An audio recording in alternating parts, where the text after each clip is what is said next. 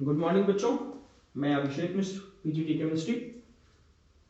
आज 11th class के लिए चैप्टर थर्मोडायनेमिक्स लेकर, जिसकी एक क्लास हम कंप्लीट कर चुके हैं, जिसमें आपको बेसिक टर्म्स के बारे में बताया गया था, फर्स्ट लॉ ऑफ थर्मोडायनेमिक्स के बारे में बताया गया था। आज हम आपको दिखाएंगे, जैसा कि हम बता चुके हैं आपको, कि इस कंप्लीट लेसन में डिफरेंट फॉर्म्स ऑफ एनर्जी को एक्सप्लेन किया गया है और उसकी हेल्प से ये फाइंड आउट करने की कोशिश की गई है कि कब रिएक्शन होगी, कब रिएक्शन नहीं होगी, कब एनर्जी का चेंजेस कैसे कैसे होता है। आज हम जो टॉपिक उठा रहे हैं उसमें हम दो बातों का जिक्र करेंगे, डेल यू यानी इंटरनल एनर्जी चेंज और डेल एच एंथैल्पी चेंज। इन सबको हम फर्स्ट लॉ ऑफ थर्मोडायनेमिक्स से कैसे जोड़ सकते हैं, इसका हम आपको जिक्र करेंगे। आपको पता है कि जो फर्स्ट लॉ ऑफ थर्मोडायनेमिक्स है, U is equal to Q plus W. अब अगर हम एक्सपेंशन की बात करें, एक्सपेंशन ऑफ गैस की बात करें, गैस एक्सपेंड कर रही है, तो W यहां पर नेगेटिव हो जाएगा, तो del U is equal to आ जाएगा Q minus W is equal to Q minus P del V। अब हम बात करते हैं at constant pressure, constant volume. अगर हम वॉल्यूम कांस्टेंट करते हैं तो डेल वी की वैल्यू 0 हो जाएगी और डेल यू जो हो जाएगा वो क्यू एट कांस्टेंट वॉल्यूम। इसका मतलब क्या हुआ? Internal energy change is equal to the amount of heat transfer to the system at constant volume. Definition of U: the heat transfer to the system at constant volume is said to be is equal to mathematically internal energy change। इसी reaction में अगर हम eight constant pressure की बात करें, अब समझिए यहां पे क्या क्या आता है, तो del U is equal to Q P minus P V2 minus V1। समझ सकते हैं आप इसको? इसको अगर हम लिखना चाहें, del U is equal to Q P minus P V two plus P V one, U2 minus U1, यहीं पे उसको कर देते हैं U2 माइनस U1। अब तो यहां पर आप चेक कर सकते हैं कि जो ये U2 प्लस पीवी2 ब्रैकेट में माइनस U2 प्लस पीवी1 ब्रैकेट में इज इक्वल टू QP। अब इसी को हम बोलते हैं H2, इसी को बोलते हैं हम H1, यानी QP इज इक्वल टू हो जाएगा डेल H। प्लीज समझिए इस चीज को, enthalpy change is equal to the amount of heat transfer to the system at constant pressure. Constant pressure पर जो हीट सिस्टम को ट्रांसफर की जाती है, दी जाती है, वो इंथैल्पी चेंज के बराबर होता है, और कांस्टेंट वॉल्यूम पर जो हीट ट्रांसफर की जाती है वो इंटरनल एनर्जी चेंज के बराबर होता है। उम्मीद है ये बात आपको समझ में आ गई होगी। आगे की अगर हम इसके बात करें, इन सभी इक्वेशन को फिर ऐसे लिखा जाता है कि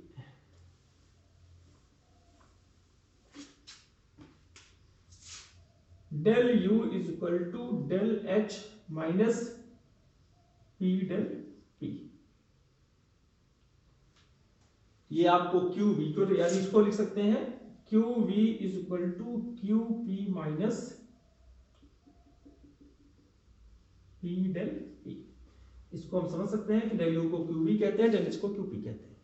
अब पी डेल वी को देख लीजिए, P V is equal to N R T होता है, तो पी डेल वी को P V one is equal to N one R T, P V two is equal to N two R T, तो P V two minus P V one is equal to N two R T minus N two R one, N one R T is equal to, sorry, N two R T minus N one R T, तो P del V is equal to हो जाएगा del N R T. इस value को यहां हम put करें, हम लिख सकते हैं del U is equal to del H minus del N G R T. इसको ऐसे भी लिख सकते हैं, del U is equal to del del S तो लिख ही दिया, Q B is equal to Q P minus del N G R T. इससे हम क्या बताना चाहते हैं, इस पे आपको न्यूमेरिकल सॉल्व करने को मिलेगा, इस पे आपको न्यूमेरिकल सॉल्व करने को मिलेगा, इससे आपको न्यूमेरिकल सॉल्व करने को मिलेगा, और इससे ये जानना चाहते हैं एग्जाम में कभी कभी, what are the condition when del H is equal to del U. जो ऐसी कौन कौन सी कंडीशन है जिसमें del H is equal to del U होता है, U plus P del V. अब इस कंडीशन को एक्सप्लेन अगर हमें करना हो, इस इक्वेशन को देखिए, ये आपका क्वेश्चन है कि किस कंडीशन में डेल एच डेल यू के इक्वल होगा। पहली condition, when del V is equal to 0, यानी वॉल्यूम में चेंज हो ही ना।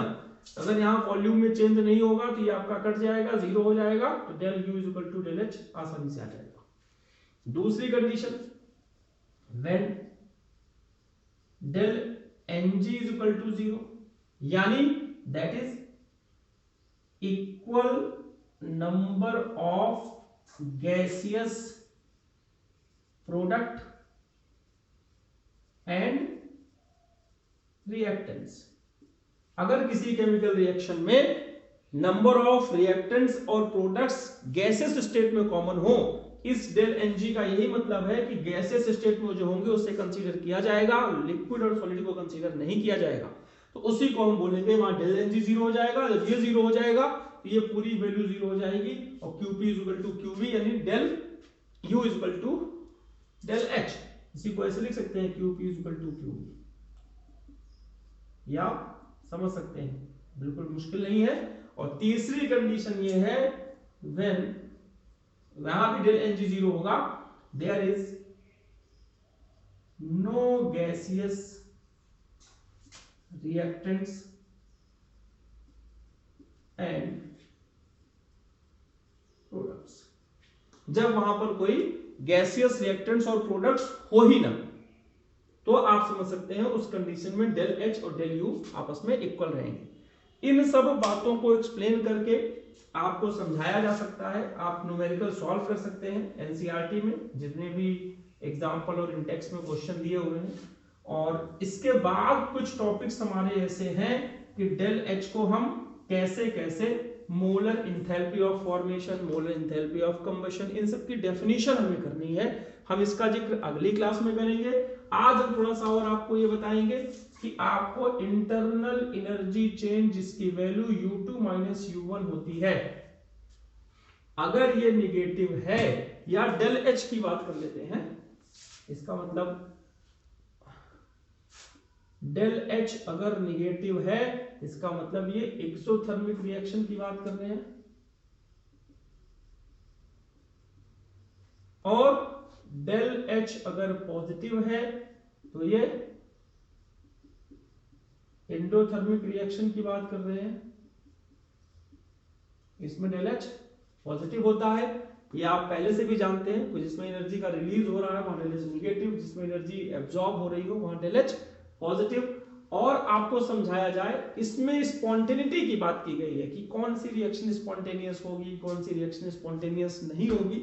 ये लास्ट सबसे जो एडवांस है, सबसे पहले ये कहा गया कि जिसका डेल एच निगेटिव वो स्पॉन्टेनियस, और जिसका डेल एच पॉजिटिव वो नॉन स्पॉन्टेनियस। पुराना कॉन्सेप्ट है, बट ऐसी बहुत सारी रिएक्शन हमें देखने को मिली जिसमें जो इस क्राइटेरिया को फॉलो नहीं करती थी, यानी डेल एच निगेटिव था लेकिन वो नॉन स्पॉन्टेनियस थी, और डेल एच पॉजिटिव था वो स्पॉन्टेनियस थी। यानी ये क्राइटेरिया जो सबसे पहले आया था वो मान्य नहीं हुआ।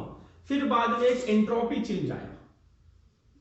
एंट्रोपी होती है एक तरह से degree of randomness, degree of randomness. ये क्या होता है अभी, जैसे गैस में एंट्रोपी ज्यादा होगी, लिक्विड में एंट्रोपी कम होगी, सॉलिड में एंट्रोपी और कम होगी। ये दिखा रहे हैं कि ये रैंडमनेस यहां पर ज्यादा है, तो डिग्री ऑफ रैंडमनेस को एंट्रोपी कहते हैं। और एंट्रोपी चेंज इसको एस से रिप्रेजेंट करते हैं, इसको एस से रिप्रेजेंट करते हैं। तो del S change in entropy बोला गया, अगर पॉजिटिव है तो स्पॉन्टेनियस, और डेल एच आपका नेगेटिव है डेल एस, तो ये आपका नॉन स्पॉन्टेनियस। ये वैल्यू भी बाद में पूरी तरह से वर्कआउट नहीं की, तो फाइनली आया था, मैं समरी बता रहा हूं, del G is equal to del H minus T del S. This is the relation between entropy and enthalpy change, और ये रिप्रेजेंट करता है गिब्स फ्री एनर्जी को। इस क्राइटेरिया को फॉलो करने वाली सारी रिएक्शन, यानी del G is equal to negative spontaneous, del G is equal to positive non spontaneous, और del G is equal to zero बोला गया इक्विलिब्रियम।